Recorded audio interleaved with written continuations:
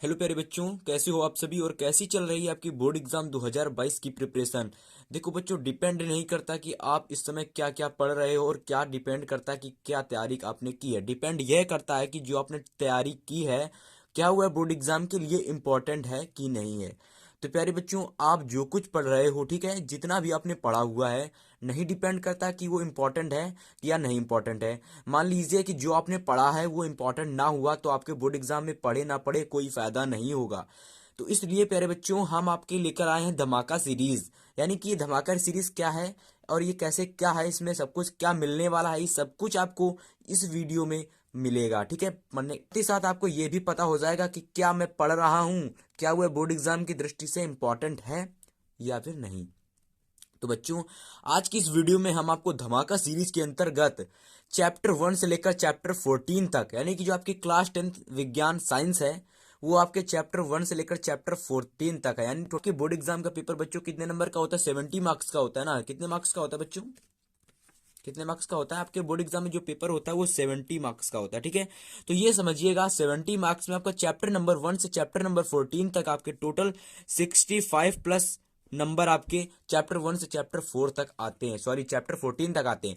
तो बच्चों, आज हम आपको चैप्टर 1 से लेकर चैप्टर 14 तक जितने मोस्ट इंपॉर्टेंट लॉन्ग क्वेश्चन है ना, वो हमको धमाका सीरीज के अंतर्गत देने वाले हैं। ठीक है, अगर आप डेली बेसिस पर धमाका सीरीज देखते रहोगे ना, तो आपको very very important long question जो कि 7 मार्क्स के आपके बोर्ड एग्जाम में पूछे जाते हैं बच्चों, वो आपको अच्छे से क्लियर हो जाएंगे। ठीक है, आपको without coaching 85 plus marks achieve करना है मेरे प्यारे बच्चों, तो आप लोग धमाका सीरीज को पूरा देखो। लगभग आपके ये 1 से 1.5 महीने चलेगी, जिसमें आपके सभी आपके जितने भी इंपॉर्टेंट लॉन्ग क्वेश्चन है, सभी इंपॉर्टेंट शॉर्ट क्वेश्चन, 4-4 मार्क्स वाले, 2-2 मार्क्स वाले, 3-3 मार्क्स वाले, सबको मैं आपको बताऊंगा विदाउट कोचिंग। यानी कि एक भी बिल्कुल आपको फ्री ऑफ कॉस्ट आपके लिए वीडियो रहेगी। इंपॉर्टेंट क्वेश्चन के आपको पीडीएफ मिलेगा। ठीक है, सब कुछ फ्री में मिलेगा, आप लोग केवल धमाका सीरीज को फॉलो करो। ठीक है टाइट, तो ये पूरी वीडियो आपके लिए बहुत ज्यादा हेल्पफुल होने वाली है। तो चलिए पहला क्वेश्चन, और आज का पार्ट 1 का, आज पार्ट 1 है और पार्ट 1 में मैं आपको बताने वाला हूं मोस्ट इंपॉर्टेंट 7 मार्क्स का क्वेश्चन। ठीक है, कितने मार्क्स का मेरे प्यारे बच्चों? 7 मार्क्स का क्वेश्चन। तो चलिए शुरू करते हैं बिना किसी देरी के। हाँ तो मेरे प्यारे बच्चों, ये आपका पहला मोस्ट इंपॉर्टेंट लॉन्ग क्वेश्चन है। आप देख सकते हो वेरी वेरी इंपॉर्टेंट है। 2019, 18, 17, 15 और 12, यानी कि ये लगभग आपके बोर्ड एग्जाम में हर साल पूछा जाता क्वेश्चन है। इंपॉर्टेंट क्वेश्चन है बच्चों। ये क्वेश्चन आपसे 4 तरीकों से, यानी कि 3 टाइप से पूछ सकता है, लेकिन आंसर केवल इसका एक ही होगा। ठीक है बच्चों, ये क्वेश्चन पेपर जो मैं आपके लिए बताने वाला हूँ, जो मैं आपके लिए क्वेश्चन बता रहा हूँ, ये कहाँ से मैंने लिए, ताकि आपको पता चले कि इंपॉर्टेंट क्वेश्चन। देखो बच्चों, सबसे पहले मैं आपको बता रहा हूँ, ये सभी इंपॉर्टेंट पॉइंट है, अगर आप इनको अच्छे से कवर कर लेते हो तो आप लोग जान जाओगे हाँ ये वीडियो हमारे लिए इंपॉर्टेंट है। तो पहला पॉइंट बच्चों, अनसॉल्व पेपर। आप सभी अनसॉल्व पेपर नहीं जानते हो तो जान जाओ, अनसॉल्व पेपर उसे कहते हैं जिसमें प्रीवियस ईयर क्वेश्चन के सभी आपके जितने प्रीवियस ईयर पेपर, जितने पिछले साल पुराने पेपर हैं, उन सभी में अनसॉल्व पेपर में आपके क्वेश्चन दिए रहते हैं। ठीक है, तो ये आपको मार्केट में इजिली अवेलेबल मिल जाता है। ठीक है, लेकिन बात आती है कि अनसॉल्व पेपर हम लेकर करेंगे क्या, उसका सोल्यूशन तो हमें पता नहीं है। तो इसलिए बच्चों, मैंने अनसॉल्व पेपर से जितने भी इंपॉर्टेंट क्वेश्चन लग रहे थे, मैंने उनको पहले एक जगह नोट किया। फिर मैंने क्वेश्चन बैंक से जितने रिपीटेड क्वेश्चन थे उनको नोट किया। फिर इन सभी रिपीटेड क्वेश्चन को बच्चों मैंने क्या किया, इन सभी रिपीटेड क्वेश्चन को बच्चों मैंने एक अलग नोट्स पर बना लिया। ठीक है, फिर मैंने कुछ अपने गेस क्वेश्चन देखे। गेस कहने का मतलब वह क्वेश्चन, गेस क्वेश्चन होते हैं जो कि मुझे लगता है कि हाँ ये 2022 में पूछे जा सकते हैं। ठीक है, इन सभी का मिक्सअप करके पहले बच्चों मैंने आपको लॉन्ग क्वेश्चन, इंपॉर्टेंट क्वेश्चन बनाए हुए हैं। ठीक है, तो उसमें कुछ ही क्वेश्चन मैंने रखे हुए हैं। ठीक है, लगभग मैंने 70 प्लस, यानी कि लगभग मैंने आपके 70 प्लस लॉन्ग क्वेश्चन देखे थे, जिसमें से 100% में 30, यानी कि 30 प्लस क्वेश्चन आपके कैसे थे, यानी कि एक ही प्रकार के क्वेश्चन था, लेकिन आंसर अलग अलग क्वेश्चन था, आंसर एक ही था।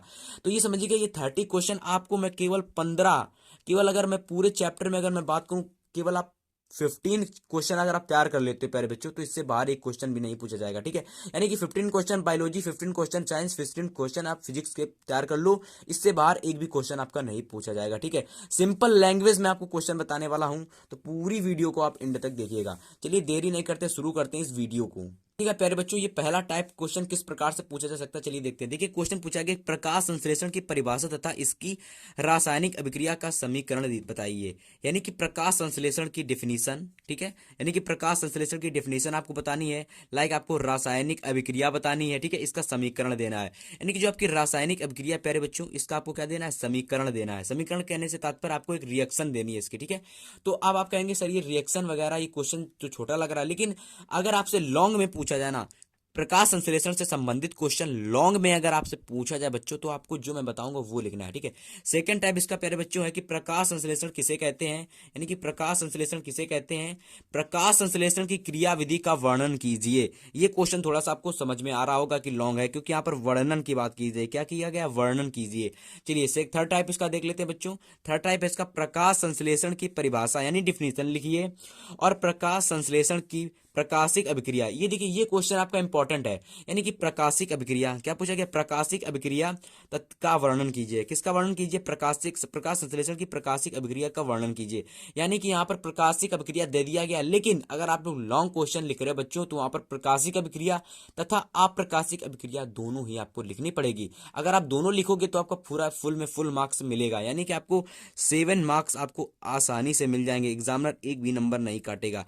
मान लीजिए कि अगर आपने प्रकाशिक अभिक्रिया लिखा और अगले कोई स्टूडेंट्स ने अप्रकाशिक अभिक्रिया भी लिख दिया, तो वहां पर आपका नंबर कट सकता है, क्योंकि एग्जामिनर कहेगा भैया इसने तो पूरे दोनों ही चरणों को लिखा हुआ है, यानी प्रकाशिक अभिक्रिया को भी लिखा हुआ है और साथ ही साथ आपकी अप्रकाशिक अभिक्रिया को भी लिखा हुआ है, तो वहां पर आपके नंबर कट सकते हैं बच्चों, ठीक है। तो आपको पूरा आंसर लिखना होगा। तो चलिए इसका आंसर कैसे लिखते हैं, और सबसे पहले आपकी जो डिफिनीशन है प्रकाश संश्लेषण की, ये क्या होगी, ये कैसी डिफिनीशन है, तो आपको ये सभी मैं इस वीडियो में आपको बताऊंगा, ठीक है। तो चलिए आप लोग नोट करिएगा, प्रकाश संश्लेषण की डिफिनीशन ये है कि सूर्य के प्रकाश में पौधों की हरी कोशिकाओं में, यानी कि ये क्रिया जो होती है प्यारे बच्चों, आपको मैं बता दूं, सूर्य के प्रकाश की उपस्थिति में होती है, आप लोग याद रखिएगा। यानी कि जो आपके प्रकाश संश्लेषण की क्रिया होती है सूर्य के प्रकाश की उपस्थिति में होती है, इसीलिए इसे प्रकाश संश्लेषण की क्रिया कहा जाता है। तो देखिएगा, सूर्य के प्रकाश में, यानी कि सूर्य के प्रकाश में पौधों की जो हरी कोशिकाएं होती हैं, ठीक है, हरी कोशिकाओं में उपस्थित जो आपका पर्णहरिम यानी क्लोरोफिल जो होता है, अब ये क्लोरोफिल कहाँ होता है बच्चों, हरी कोशिकाओं में होता है, ठीक है। तो क्लोरोफिल की सहायता से कार्बन डाइऑक्साइड व जल के संयोग से शर्करा आदि कार्बोहाइड्रेट बनने की क्रिया को प्रकाश संश्लेषण प्यारे बच्चों कहते हैं। क्या कहते हैं, प्रकाश संश्लेषण या कार्बन स्वांगीकरण भी कहते हैं। तो बच्चों ये समझ में आया, आपको नहीं आया, देखिएगा ये क्रिया आपको जो देखी, ये डेफिनेशन आपके बुक की। अब मैं बताता हूँ, देखो प्रकाश संश्लेषण वह क्रिया है जो कि सूर्य के प्रकाश की उपस्थिति में होती है, और ये कैसे होती है, आपके क्लोरोफिल की उपस्थिति में होती है। क्लोरोफिल बच्चों कहाँ पाया जाता है, आपका क्लोरोफिल पाया जाता है आपकी हरी कोशिकाओं में उपस्थित, यानी कि हरी कोशिकाओं में पाया जाता है आपका पर्णहरिम यानी क्लोरोफिल। और इसकी सहायता से, क्लोरोफिल की सहायता से क्या क्या बनता है बच्चों, कार्बन डाइऑक्साइड बनता है और आपका जल बनता है, यानी कि सॉरी कार्बन डाइऑक्साइड तथा जल के संयोग से, यानी कि कार्बन डाइऑक्साइड और हम जल को क्या लेते हैं, संयोग में लेते हैं, बनाने के लिए इसका उपयोग करते हैं। तो इसके उपयोग से बनता है क्या बच्चों, इसके उपयोग शर्करा, जैसे कि आपका ऑक्सीजन बनता है, ग्लूकोज बनता है, तो ये आपके कार्बोहाइड्रेट बनते हैं, ठीक है। अतः इस प्रक्रिया को प्रकाश संश्लेषण या फिर कार्बन स्वांगीकरण क्रिया कहते हैं, ठीक है। तो ये बच्चों आपकी है प्रकाश संश्लेषण की डेफिनेशन, ठीक है। अब इसकी रिएक्शन एक बार देख लेते हैं, रिएक्शन कैसी होती है, रिएक्शन क्या है, चलिए रिएक्शन देखते हैं, ठीक है बच्चों। ये रिएक्शन है आपकी, सबसे पहले मैंने आपको क्या बताया था कि कार्बन डाइऑक्साइड और जल आपस में संयोग करके क्या बनाते हैं, कार्बोहाइड्रेट, शर्करा आदि का निर्माण करते हैं। तो देखिएगा बच्चों, यहाँ पर आपका CO2 यानी कि कार्बन डाइऑक्साइड और H2O यानी कि 6O2 6CO2 प्लस 6H2O, यानी कि आपको जल दे रखा है और सूर्य के प्रकाश तथा क्लोरोफिल की उपस्थिति में यह क्रिया हो रही है, ठीक है। तो और बन क्या रहा आपका कार्बोहाइड्रेट ग्लूकोज बन रहा है और ऑक्सीजन गैस बाहर निकल रही है। तो प्यारे बच्चों ये आपकी रिएक्शन है, आपको समझ में आई होगी, वेरी वेरी इंपॉर्टेंट रिएक्शन है, और आपसे 2 मार्क्स में भी कभी कभी पूछ ली जाती है, ठीक है। तो इंपॉर्टेंट आप कह सकते हो इसको, ठीक है। तो आपको इसको अच्छे से प्रिपेयर कर लेना है, ठीक है। अगर आप ये परिभाषा याद कर लोगे तो आपको ये रिएक्शन ऑटोमेटिक याद हो जाएगी, ठीक है। तो आई होप सभी को ये क्लियर हो गया होगा, ठीक है। तो चलिए बच्चों, अब हम लोग देखते हैं प्रकाश संश्लेषण की जो क्रिया होती है वो कितने भागों में होती है, ठीक है। तो इसके मुख्यतः 2 भाग होते हैं बच्चों, एक होता है प्रकाशिक अभिक्रिया और दूसरा होता है अप्रकाशिक अभिक्रिया। चलिए इसका वर्णन देखते हैं अब। चलिए बच्चों देखिएगा, लिखा हुआ है कि प्रकाश अभिक्रिया या हिल अभिक्रिया। देखिए प्रकाश अभिक्रिया से तो हम समझ रहे हैं कि प्रकाश अभिक्रिया यानी कि इस अभिक्रिया में प्रकाश की सहायता होगी। यहाँ पर दिया गया हिल अभिक्रिया, यानी कि बच्चों यहाँ प्रकाश अभिक्रिया तो हमें समझ में आया, लेकिन ये हिल अभिक्रिया क्यों कहा गया? ठीक है, चलिए इसको पढ़ते हैं, फिर हमको समझ में आएगा क्यों कहा गया।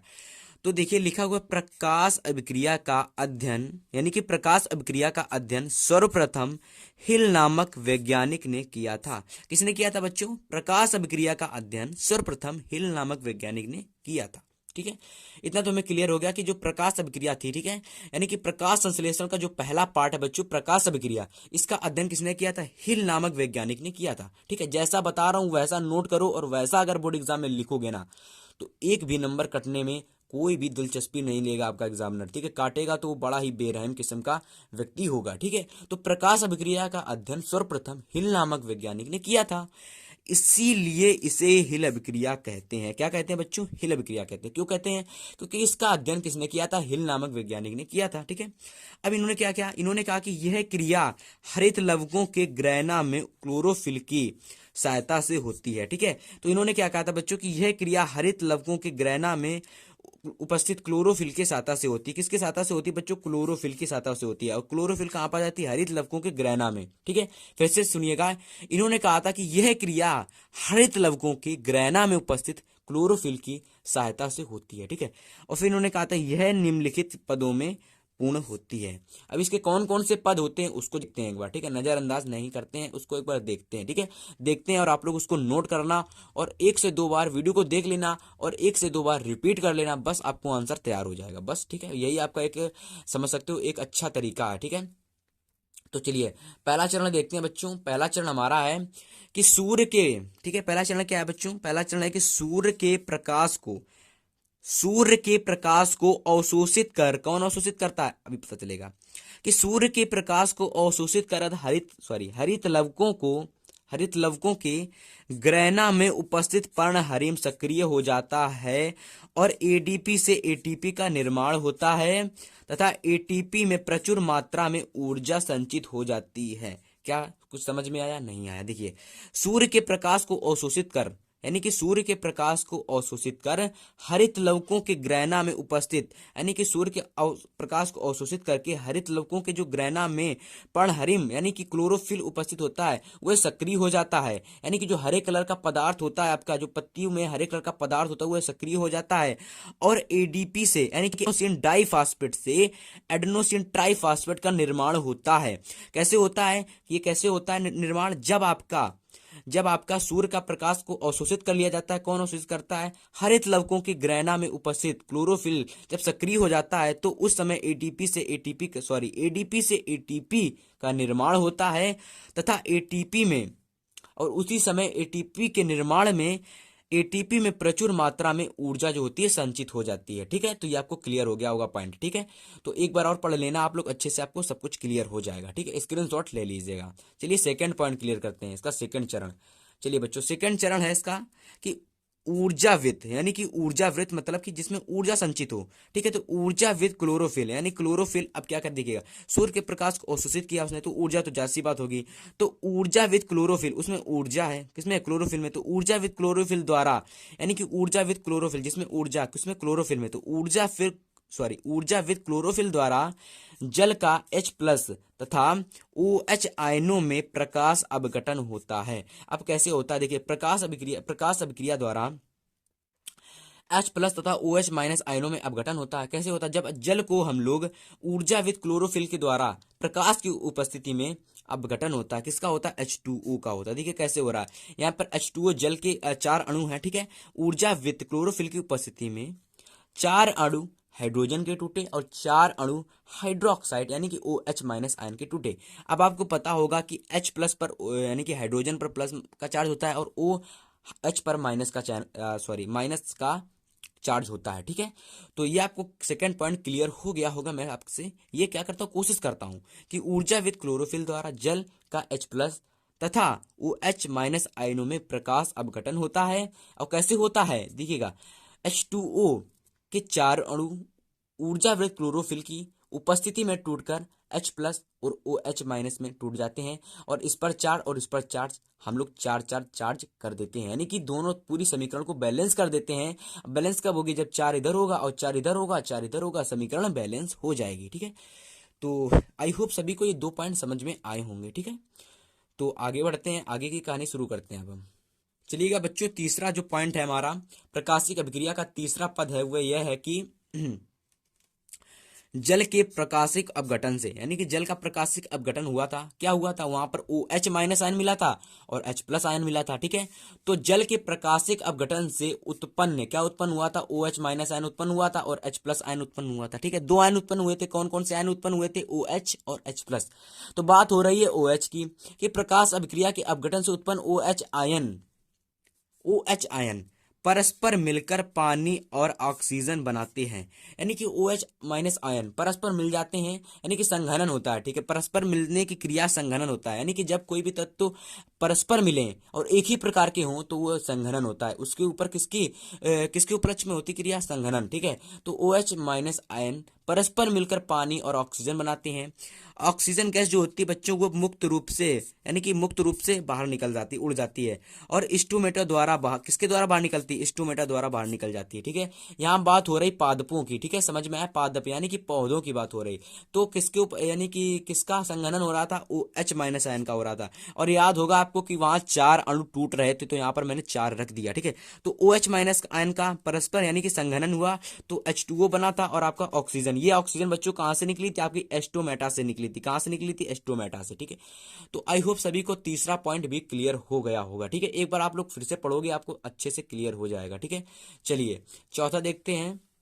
ओके, चौथा पॉइंट है कि जल के प्रकाशिक अपघटन से मुक्त, जल का जो प्रकाशिक अपघटन, यानी कि प्रकाश अपघटन के बारे में हमको पढ़ना है। ठीक है, तो वही हर पॉइंट में आ रहा है कि जल के प्रकाश अपघटन से मुक्त हाइड्रोजन आयन, यानी कि H प्लस आयन से उत्तेजित इलेक्ट्रॉन निकलते हैं। अरे भैया, जब आपकी H प्लस आयन है, ठीक है, समझ में आ रहा है? H प्लस आयन, तो वहां पर जाहिर सी बात है कि आपके उत्तेजित इलेक्ट्रॉन निकलेंगे। ठीक है, तो उत्तेजित इलेक्ट्रॉन निकलते हैं जो इलेक्ट्रॉन स्थानांतरण प्रणाली के द्वारा ऊर्जा को ATP के रूप में मुक्त करते हैं, यानी कि उससे क्या होता है कि H प्लस इलेक्ट्रॉन, ठीक है, निकलते हैं, उत्तेजित इलेक्ट्रॉन H प्लस निकलते हैं जो इलेक्ट्रॉन स्थानांतरण, यानी कि जो इलेक्ट्रॉन को स्थानांतरण, यानी कि एक से दूसरे में साझा करने में ज्यादा उत्तेजित होते हैं। ठीक है, तो जो इलेक्ट्रॉन स्थानांतरण प्रणाली के लिए द्वारा ऊर्जा को, यानी कि क्या करते हैं? ऊर्जा को ATP के रूप में मुक्त करते हैं। वो क्या करते हैं बच्चों? अपनी ऊर्जा को ATP के रूप में मुक्त करते हैं। इस क्रिया में H प्लस आयन जो होते हैं बच्चों, NADP को NADPH2 में उत्तेजित करते हैं, यानी कि H प्लस आयन क्या होता है? समझ में नहीं आ रहा है? यहाँ से देखो, यहाँ क्या गया था? H प्लस आयन जो होते हैं उत्तेजित इलेक्ट्रॉन निकलते हैं, इसके द्वारा क्या होता है? ATP का निर्माण होता है। तो जब ATP का निर्माण कब होगा? जब किसी में H प्लस आयन जुड़ेंगे। तो यहाँ पर देखिए, H प्लस आयन जुड़े तो NADP से क्या हुआ? H2 का निर्माण हुआ। ठीक है, कैसे निर्माण हुआ? यहाँ देखो, यहाँ पर बच्चों H+4, यानी कि H की घात, यानी कि बहुत सारे यहाँ पर इलेक्ट्रॉन थे उत्तेजित, जो कि बहुत सारे, यानी कि आप स्थानांतरण प्रणाली के द्वारा ऊर्जा ATP को रूप में बदल रहे थे। ठीक है, तो यहाँ से देखिएगा H प्लस आयन, ठीक है, जो कि हाइड्रोजन था, उसने क्या किया? NADP से 2 NADPH2 का निर्माण किया। कैसे किया? क्योंकि भैया यहाँ पर कहा गया था कि मुक्त, यहाँ पर इस क्रिया में H प्लस आयन जो थे NADP को NADPH2 में उत्तेजित करते थे, क्योंकि इसमें से अधिक इलेक्ट्रॉन निकलते। जब ये इसकी क्रिया इसके संग हुई तो NADPH2 का निर्माण हो गया। ठीक है, तो ये चीज आपको समझ में आ जानी चाहिए। यहाँ से NADP से ATP का निर्माण हुआ। ठीक है, तो ये कुछ आपके 4 पॉइंट थे, तो आपको पढ़ने थे। ठीक है, तो आपको इतना आपको अच्छे से प्रिपेयर कर लेना है। प्रकाशिक अपक्रिया में अगर आप इतना अच्छे से प्रिपेयर कर लेते हो तो आपको अच्छे मार्क्स मिल जाएंगे। ठीक है, चलिए यहाँ पर देखिए दिया गया है कि ADP से ATP के निर्माण को फोटोफास्फोरिलेशन कहते हैं। क्या कहते हैं? फोटोफास्फोरिलेशन कहते हैं। ठीक है, तो ये आपको पॉइंट याद होना जाना चाहिए। ठीक है, कि ADP से ATP के निर्माण को क्या कहते हैं बच्चों? फोटोफास्फोरिलेशन कहते हैं। ठीक है, तो चलिए आगे बढ़ते हैं। सेकेंड पॉइंट यानी कि अप्रकाशिक अभिक्रिया को देखते हैं। चलिएगा बच्चों, हमारा जो सेकंड पॉइंट है अप्रकाशिक अभिक्रिया, आपके सामने ये रहा। ठीक है, तो एक बार आप पढ़ो कि इस क्रिया में, यानी कि इस अभिक्रिया का अध्ययन सर्वप्रथम ब्लैकमैन, किसने किया था? ब्लैकमैन नामक वैज्ञानिक ने किया था। ठीक है, अतः इसीलिए इसे ब्लैकमैन अभिक्रिया कहते हैं। ठीक है, क्यों कहते हैं? क्योंकि इसका जो अध्ययन था ब्लैकमैन ने किया था। ठीक है, इसीलिए इसे ब्लैकमैन अभिक्रिया कहा गया। ठीक है, आगे पढ़ते हैं। फिर देखिए लिखा हुआ है कि यह अभिक्रिया हरित लवकों के स्ट्रोमा में होती है। ठीक है, कहाँ होती है? हरित लवकों के स्ट्रोमा में, वहां क्लोरोफिल में होती थी। ठीक है, तो यह अभिक्रिया हरित लवकों के स्ट्रोमा में होती है। चूंकि देखो इसमें क्या होता है, प्रकाश की सहायता नहीं पड़ेगी, क्योंकि यह क्रिया आपके प्रकाश की उपस्थिति में नहीं हो रही, इसीलिए इसको क्या कहा गया है? क्या कहा गया है? अप्रकाशिक अभिक्रिया कहा गया। ठीक है, तो यह अभिक्रिया हरित लवकों के स्ट्रोमा में होती है। इस अभिक्रिया में प्रकाश की यानी कि इस अभिक्रिया में प्रकाश की आवश्यकता नहीं होती है। ठीक है, ये मैंने आपको पहले बता दिया था, क्लियर करवा दिया था। ठीक है, इस क्रिया में CO2 यानी कार्बन डाइऑक्साइड के अपचयन से, किसके अपचयन से? CO2 के अपचयन से कार्बोहाइड्रेट बनता है। यह अभिक्रिया निम्नलिखित चरणों में होती है। ठीक है, किसके अपचयन से कार्बोहाइड्रेट बनता है बच्चों? CO2 के अपचयन से बनता है। ठीक है, और साथ ही साथ यह क्रिया आपके प्रकाश की उपस्थिति में नहीं होती है। ठीक है, तो 2 से 3 बातें जो आपको याद रखनी है इसमें, और आपको ये अच्छे से क्लियर हो जाएगा। सबसे पहले इसका अध्ययन किसने किया था? सर्वप्रथम ब्लैकमैन नामक वैज्ञानिक ने किया था, इसीलिए इसे ब्लैकमैन अभिक्रिया कहा गया। ठीक है, दूसरी इंपॉर्टेंट चीज यह अभिक्रिया प्रकाश की उपस्थिति में नहीं होती है। तीसरी इंपॉर्टेंट चीज कि इसमें कार्बोहाइड्रेट के CO2 के अपचयन से कार्बोहाइड्रेट बनता है। ठीक है, तो 2 से 3 से 4 चीजें हैं जो आपको पढ़नी है। ठीक है, अप्रकाशिक अभिक्रिया में, और आपकी जो बेसिक इंट्रोडक्शन है अप्रकाशिक अभिक्रिया का वो आपको क्लियर हो जाएगा। ठीक है, तो इसके चरण कुछ हैं उसको पढ़ लेते हैं, जैसे कि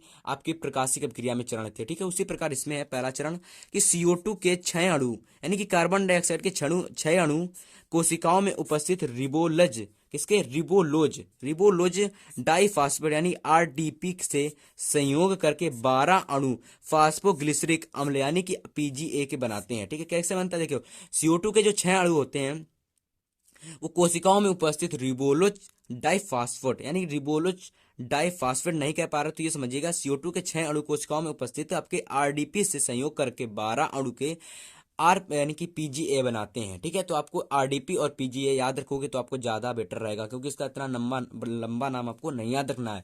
आपकी ये तो इसका जो फुल फॉर्म है आपका फोटोफॉस्फोग्लिसरिक अम्ल। ठीक है, तो आपको PGA और RDP याद रखना है। ठीक है, चलिए सेकेंड पॉइंट इसका देखते हैं बच्चों। सेकेंड पॉइंट इसका है कि फास्फोग्लिसरिक अम्ल यानी कि NADPH2। ठीक है, फास्फोग्लिसरिक अम्ल जो होता है बच्चों NADPH2 से हाइड्रोजन प्राप्त करके, किससे हाइड्रोजन प्राप्त करके? आपको बच्चों इससे हाइड्रोजन प्राप्त करके फास्फोग्लिसरील्डिहाइड यानी कि PGAL में परिवर्तित हो जाता है। कैसे परिवर्तित होता है? जो आपका फास्फोग्लिसरिक अम्ल होता है बच्चों यानी कि PGA, ठीक है, PGA, ठीक है, ये क्या करता है? NADP से हाइड्रोजन प्राप्त करके, हाइड्रोजन लेकर किस में परिवर्तित हो जाता है? PGAL में परिवर्तित हो जाता है, तथा NADP पुनः प्रकाश अभिक्रिया यानी कि NADP जो होता है बच्चों आपका, अगर हाइड्रोजन से बाहर निकल जाएगा तो बचेगा कितना? आपको बचेगा केवल NADP। जो NADP क्या होता है? पुनः प्रकाश अभिक्रिया में उत्पन्न आयनों को ग्रहण करने के लिए स्वतंत्र हो जाता है और पुनः NADPH2 का निर्माण कर लेता है। ठीक है, तो यहाँ पर कुछ क्रिया, यहाँ पर पूरी क्या प्रोनाउंसिएशन निकला? यहाँ से निकला बच्चों की जो आपका फोटो यानी कि PGAL होता है वो NADPH2 से हाइड्रोजन ग्रहण करके PGAL अम्ल में परिवर्तित हो जाता है, और बचा हुआ आपका NADP जिससे हाइड्रोजन उड़ चुका था वह पुनः बच्चों क्या करता है कि आयनों को, हाइड्रोजन आयनों को लेने के लिए तैयार हो जाता है, और उसके लिए वो स्वतंत्र रहता है और उसको मिल भी जाता है। ठीक है, तो ये पूरा जो हुआ बच्चों आपका सेकंड में हुआ। ठीक है, तो सेकंड आपको क्लियर हो गया होगा। ठीक है, तो चलिए पार्ट नंबर 3 देखते हैं, यानी कि चरण नंबर तीसरा देखते हैं अप्रकाशिक अभिक्रिया का। ठीक है, चलिए बच्चों ये आपका तीसरा और लास्ट चरण है। ठीक है, तो इसको आपको अच्छे से समझना है और अच्छे से पढ़ना है। ठीक है, अगर आपको वीडियो पसंद आ रही हो तो वीडियो को लाइक कर देना, चैनल पर न्यू सब्सक्राइब कर लेना। ठीक है, तो फोटो निकल के आ रहा है फास्फोग्लिसरे अणु में। ठीक है, तो फास्फोग्लिसरे अणु में 10 अणु पुनः RDP में बदल जाते हैं। जो आपके फास्फोग्लिसरे अणु में 10 अणु पुनः RDP में बदल जाते हैं तथा शेष 2 अणु हेक्सोज शर्करा ग्लूकोज बनाते हैं। ठीक है, तो ये आपको याद कर लेना, थोड़ी कठिन लैंग्वेज है, आप लोग मैनेज कर लेना। ठीक है, देखो इसमें क्या क्या है, मैं फिर से समझा दे रहा हूँ आपको। जो फास्फोग्लिसरे अणु में 10 अणु होते हैं वो पुनः RDP में बदल जाते हैं, यानी कि जो आपको फास्फोग्लिसरे अणु में 10 अणु होते हैं बच्चों वो पुनः RDP में बदल जाते हैं, तथा शेष 2 अणु रह जाते हैं बच्चों, 12 अणु थे। ठीक है, कार्बन डाइऑक्साइड के 2 अणु रह जाते हैं तो वो हेक्सोज शर्करा ग्लूकोज में बदल जाते हैं, बना लेते हैं। ठीक है, क्या बना लेते हैं, हेक्सोज शर्करा ग्लूकोज बना लेते हैं। ठीक है, तो ये रिएक्शन आपको दी गई है बच्चों की 6CO2 जो कि 12 अणु थे NADPH2 के। ठीक है, वो क्या होता है, वो क्रिया करते हैं किससे, 6 अणु कार्बन डाइऑक्साइड्स के। ठीक है, तो बनता क्या आपका, बनता है ग्लूकोज बनता है, 12 अणु ATP के बनते हैं, 12 अणु आपके NADP के बनते हैं और 6 अणु आपके जल के बनते हैं। ठीक है, तो ये रिएक्शन आपको बच्चों समझ में आएगी होगी। ठीक है, नहीं आई होगी तो एक बार दो बार पढ़ लेना, आ जाएगी। ठीक है, याद करना पड़ेगा मगर इसको। ठीक है, फिर लास्ट में लिखा हुआ बच्चों की इस संपूर्ण चक्र को केल्विन चक्र कहते हैं। क्या कहते हैं बच्चों, केल्विन चक्र कहते हैं। अगर आपसे पूछा गया केल्विन चक्र किसे कहते हैं तो आप लोग बता दीजिएगा कि अप्रकाशिक अभिक्रिया को केल्विन चक्र कहते हैं। ठीक है, तो ये आपको वीडियो पसंद आया और ये आपकी धमाका सीरीज, तो बताइएगा बच्चों ये आपको वीडियो पसंद आया, ठीक है कि नहीं आया। और ये धमाका सीरीज अगर आप बच्चों पूरी फुल देख लेते हो ना, तो आपको जितने भी मैं क्वेश्चन प्रोवाइड करूंगा सबका आंसर मैं आपको लास्ट में PDF के साथ बताऊंगा। ठीक है, तो मिलेंगे नेक्स्ट वीडियो में, तब तक के लिए गुड बाय, गुड लक।